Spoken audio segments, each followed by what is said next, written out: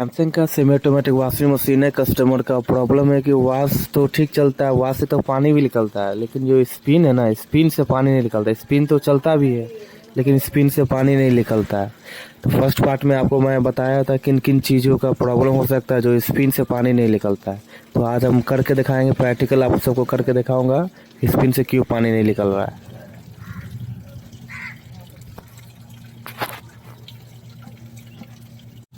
Spin का जो हौज है उसमें कुछ कपड़ा फंसा हुआ था, छोटा बच्चे का कपड़ा फंसा हुआ था, जिसके कारण कस्टमर को प्रॉब्लम हो रहा था मशीन यूज करने में, और स्पिन का जो पानी है वो नहीं निकल रहा था।